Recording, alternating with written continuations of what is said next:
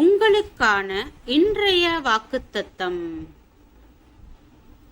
கர்த்தாவே, உமது வசனம் என்றென்றைக்கும் வானங்களில் நிலைத்திருக்கிறது. உம்முடைய உண்மை தலைமுறை தலைமுறையாக இருக்கும்.